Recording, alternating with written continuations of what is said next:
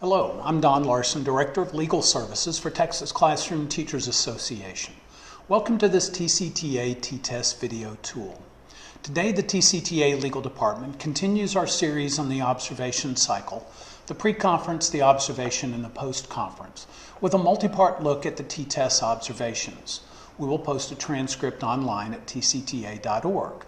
Please note that much of what we cover in this series on the observation comes not from the enforceable rules, but from the guidance that TEA offers to describe the new system.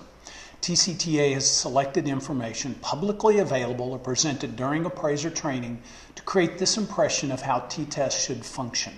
This is all preliminary because we do not have a lot of guidance on observations. New appraisal, new attitude.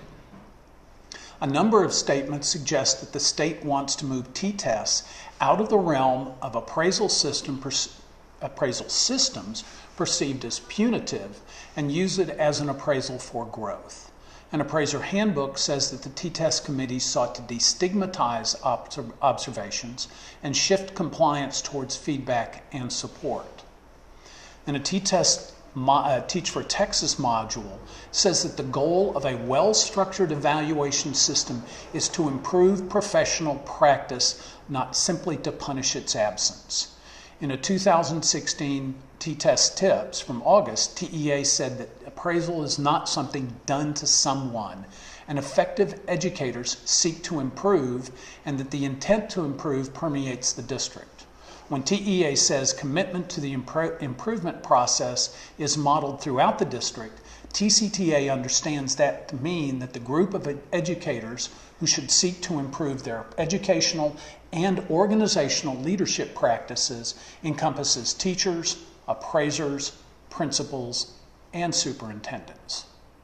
Are those statements enforceable? As we noted, the statements do not appear in the Commissioner's legally enforceable T-TESS rules. We found them online at teachfortexas.org. TEA's T-TESS resource provides that information, but TCTA believes that when a district adopts T-TESS as its appraisal process, it adopts both the letter and the spirit of T-TESS. A district that adopts T-TESS for principals and assistant principals should evaluate those administrators in part based on whether the person implements evaluations of teachers and staff according to district policy and state statute, ensuring fairness and consistency. So let's start with how many observations and how long. The rules require one observation, just one, just like PDAS. The Education Code, though, goes on to say that components of appraisals, such as observations and walkthroughs, can occur more frequently as necessary for adequate evaluation and guidance. And that can occur as necessary for inexperienced teachers or teachers with identified areas of deficiency.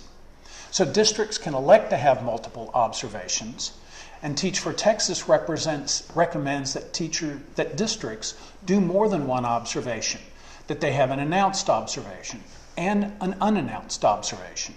That's a recommendation. It's not a rule. As for length, the rules require a minimum of 45 minutes.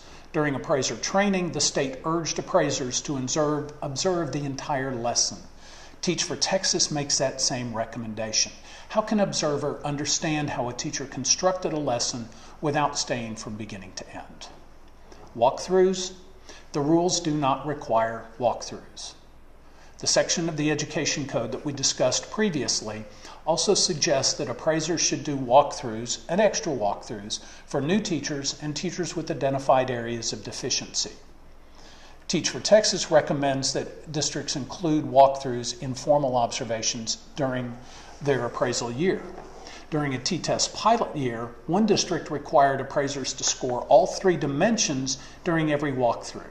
That's not required by any rule. It's not required by policy. It's contrary to T-TESS, and nothing in that makes sense. A Region 20 PowerPoint slide presented an interesting twist on walkthroughs, defining them by style and purpose. During a 3 to 5 minute drive-by walkthrough, an observer might gather as much information as possible. During a 5 to 10 minute targeted walkthrough, an observer might gather information related to a single dimension. So that concludes part one of this series on T-TESS observations. I'm Don Larson. Thank you for watching.